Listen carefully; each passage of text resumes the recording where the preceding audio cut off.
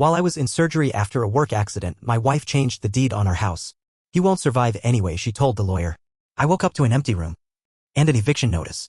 I just smiled, signed myself out, and disappeared. 2 years later, she found me, and now she's blowing up my phone with 7 missed calls. I woke up with a plastic tube down my throat and an eviction notice taped to my hospital tray. No flowers. No visitors. No wallet. No wedding ring. Just that paper. And the steady, mechanical beep of a machine keeping me alive. I'll back up. 2 years ago, I was working construction, mostly commercial gigs, decent pay. We were pouring the foundation on this new medical building downtown. Site was a mess. Rains the week before had made it a swamp. Management didn't want delays. So we pushed through.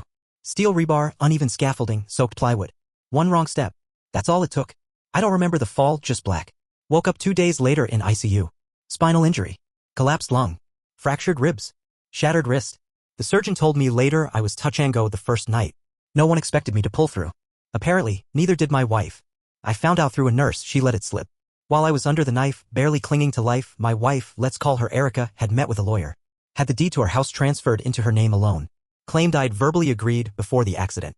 Told them exact quote. He won't survive anyway. I need to get things in order. By the time I woke up, she cleaned out our joint accounts. Sold my truck. Canceled my credit cards.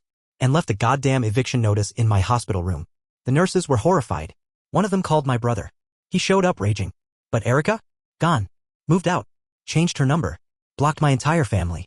I was stuck in that hospital bed for 6 more weeks. Learning how to walk again. Relearning how to breathe without gasping. The whole time. I stewed. No calls. No visits. Not even a text. Just silence. And here's the part that still twists my stomach. I wasn't even surprised. Erica always had a cold streak. Control freak. Loved appearances more than people.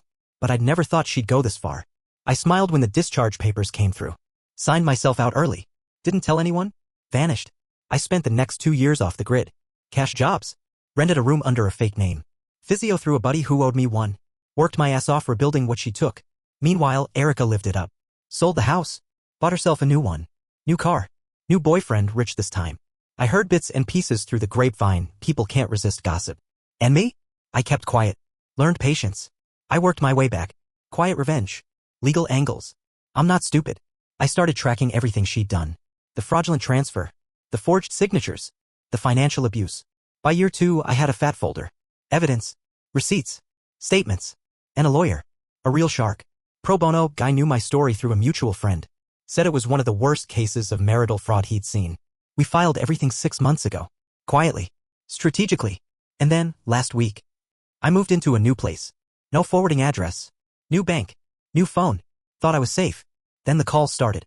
Blocked number. Voicemails. Erica. Panicked. Hysterical. 37 missed calls in 1 day. Turns out, she'd been served. All her assets frozen. Her new house? Under review for seizure. Her accounts? Locked. The sale of our old house? Under dispute pending investigation. And her new man? Already bailing. Now she's blowing up my phone. We can talk this out. You don't have to do this. We can fix this. Fix this? You left me to die. You robbed me while I was in surgery. You tried to erase me. And now you want mercy? I just smile when the phone lights up. Let it ring. Because this is only the beginning. Edit 1. For those asking, yes, we had a prenup. But it covered divorce. Not fraudulent asset transfer while one party is incapacitated. Different beast. My lawyer's all over it. Edit 2. No, I'm not calling her back. This is chess, not checkers. The more desperate she gets, the more mistakes she'll make. Edit 3. For those demaying, yes, the hospital staff documented everything. Nurses' notes. Security footage of her coming and going. Even the lawyer she hired is now under review for ethics violations. You can't just change deeds on a dying man's house without some serious questions. Update 1. I thought 37 missed calls was bad. Yesterday? 96. Texts, voicemails, even emails to my old work contacts. Erica is unraveling. But first, let me tell you about the little meeting I had this morning. My lawyer, we'll call him Mark, called at 7 a.m. She made a move, he said. Apparently, Erica's boyfriend bailed completely. Drained their joint account and ghosted. Left her holding the bag. And then? She tried to file a police report against me. Claimed I was harassing her and making threats. Except, I haven't spoken to her once. Haven't responded. Every single call and message? Documented. Timestamped. Unanswered. Mark already looped in a PI he works with. We have a full log of her digital footprint. She's panicking, grasping at straws. But here's where it gets darker. I found out why she was so confident about changing the deed. Turns out Erica bribed a notary. Yeah. Flat out bribed. Paid cash under the table. Had them stamp forged paperwork while I was in surgery. How do I know? Because the notary cracked. Under investigation now. Full written confession. And they're flipping fast. Now the fraud charges aren't just civil. We're talking criminal. Forgery. Fraud. Identity theft. This morning, Mark and I met with a DA's investigator. He wanted to hear it straight from me. The timeline. The evidence. The impact. I told them everything. Showed them the photos of me in the hospital bed, chest tube, ventilator, bruised face, and the eviction notice taped right there beside me. The investigator didn't say much. But when he stood up, we'll be in touch very soon. Meanwhile, Erica is crumbling. She sent an email last night, full of remorse. Claimed it was all a misunderstanding.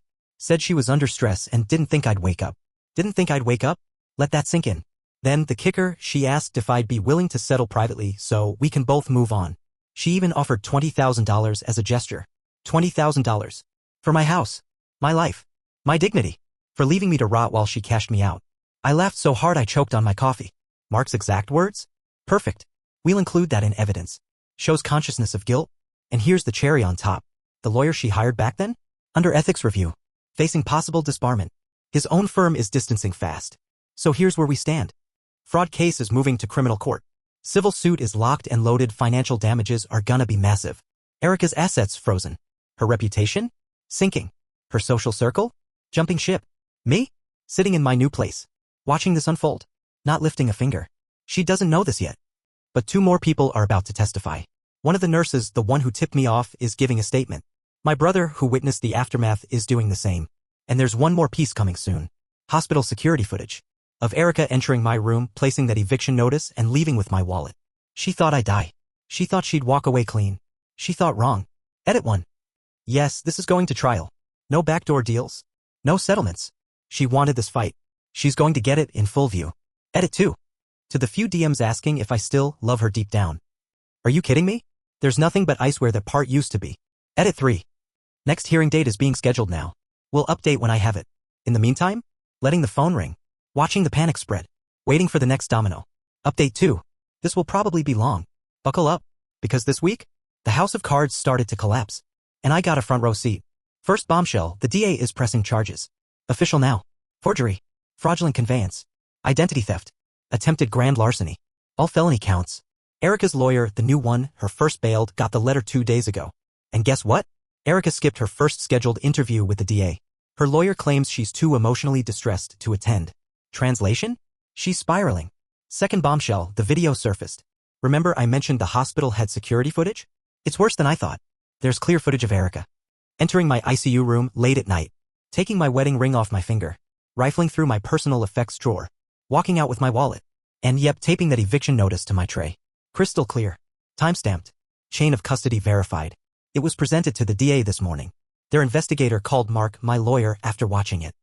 You're going to want to be in court for this one. The jury is going to hate her. Third bombshell, the nurse flipped. Remember the nurse who first tipped me off? She came forward fully. Formal written statement. But here's the part that stunned me. Erica offered her money, a thank you gift, if she'd backdate notes claiming I was conscious and consenting when she filed the deed transfer. Yeah, bribing medical staff. Now it's not just fraud. It's witness tampering. Meanwhile, Erica's life is crumbling. Her boyfriend, ex now, is long gone. Her fancy new friends? Ghosted. Words out about the investigation. The community she used to flaunt on social media? Turning. Screenshots are being passed around. There's a Facebook group private, but Mark's investigator is in it. They're tearing her apart. The same people who used to toast her new life are now calling her a predator. And me? I'm sitting back, quiet, watching it all. One more twist. Remember how she claimed the house sale was final and she'd moved on? Guess what surfaced during discovery? She lied about the sale price to the IRS. Underreported by 6 figures. Pocketed cash under the table. Tax fraud. We're forwarding that to the feds. So here's where we are today. Criminal charges filed. Trial scheduled for 4 months from now. Civil suit proceeding in parallel. IRS now involved. Multiple witnesses lined up. Video evidence locked and ready. Her assets frozen. Her reputation shot. Her support system gone. As for me, I'm in better shape than I've been in 2 years. Walking fully now. Strength training. Back at part-time work. And building. Quietly. Steadily. The best part? She can't touch me. Every attempt to contact me documented. Forwarded to the DA. Building the case for a no-contact order. Last night, another flurry of texts came in from a burner, but still her. We don't have to destroy each other. I was scared. I didn't know what I was doing. You owe me at least a conversation. Owe you? I don't owe you a goddamn thing. Edit 1. For those asking, yes, the forged deed is now officially voided. Court order already issued. She doesn't own squat. And the proceeds from that fraudulent sale? Subject to seizure. Edit 2. Several people asked if this will land her in jail. Short answer? It could. These are felonies. And with video plus multiple witnesses plus prior bad acts, the DA is going for blood. Edit 3. And yes, I'm going to court. I will sit in that room. I will look her in the eye. And I will watch the truth come out. Update 3. It's done. Or at least, the part that matters to me is, she's fallen. Harder than I ever expected. And now, I can finally breathe. Let me take you through it because the last 6 weeks have been a storm. The trial. Court was packed. Not a criminal trial yet, that's coming, but the big civil suit hearing financial damages, property fraud, asset seizure. All of it. I sat in the second row right behind Mark, my lawyer, with my brother and a couple of close friends. The nurse who testified? There too. And Erica? She walked in looking like a ghost. Hair unwashed. Face pale. Makeup couldn't hide the cracks. Her new lawyer looked like he'd rather be anywhere else. She barely glanced my way. Opening salvo? Mark was a shark that day. Laid it all out. The forged deed. The bribed notary. The stolen wallet. The fraudulent house sale. The tax fraud. The bribery attempt toward medical staff. The digital trail of manipulation and cover-up. And then, he rolled the footage. The video of Erica entering my ICU room, removing my ring, rifling my things, posting that eviction notice. The courtroom was dead silent. When it ended, you could hear people exhale. Even the judge's expression changed. Cold. Angry. Disgusted. Erica's defense? Laughable. Her lawyer tried every angle. Claimed she was grieving and not in her right mind. Said she believed I was dying and was preparing. Claimed it was miscommunication with the notary. Insisted I'd given verbal consent before the accident, laughable as proven by my documented coma state. Every point shredded. And when the nurse testified clear, composed, unwavering, it was game over. The verdict. After 4 brutal days, the judge ruled. Full damages awarded. Every penny from the fraudulent house sale seized. Additional punitive damages approved. Legal fees? On her. And best of all, permanent voiding of the fraudulent deed. Official court record. But it gets worse for her. Because the day after the verdict, the DA officially filed criminal charges. Forgery, multiple counts. Identity theft. Fraudulent conveyance. Witness tampering. Attempted grand larceny. Tax fraud, feds involved now. She was arrested. Perp walked right out of her condo. Guess who sent me the video? Her former best friend. People jump ship fast when the rats start drowning. Where she stands now. House gone. Bank accounts frozen. Car repossession pending. Social life non-existent. Reputation destroyed. Facing serious prison time. Facing federal tax investigation. Civil judgment that will haunt her for years. And the boyfriend? Nowhere to be found. Rumor is he flipped on her to save his own skin regarding the tax angle. Where I stand now. Debt-free. Physically strong again. House restored under my name. Substantial damages awarded will take time but legally secured. My name and record, 100% cleared. My life, mine again. Final moments. There was one last scene. After sentencing, during a recess, Erica tried to approach me. Security blocked her. But I heard her desperate, cracking voice. Please, can we talk? Please.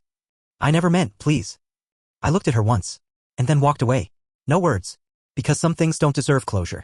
Some things deserve to be left in ruin right where they chose to go. Epilogue. I moved into a new home. Quiet neighborhood. No ghosts. No shadows. I'm back at steady work. Seeing friends again. Living. And you know what I realized? It wasn't just about revenge. Or the money. Or the win. It was about taking back what she tried to steal, my life. My peace. My future. And now? She can rot in whatever self-fate hands her. Edit 1. No, I will never take her call. Not today. Not ever. She made her bed. Now it's stone. Edit 2. For those asking if she'll do time? Very likely. Minimum sentencing on the fraud alone is serious. The DA is pushing hard. And with feds involved on tax side? She's cooked. Edit 3. Am I happy? Not exactly. I'm satisfied. There's a difference. This was never about joy. It was about justice. Thank you to everyone who followed this. Your words helped me more than you know. Yeah? I'm done with this chapter. And the phone? Silent. At last.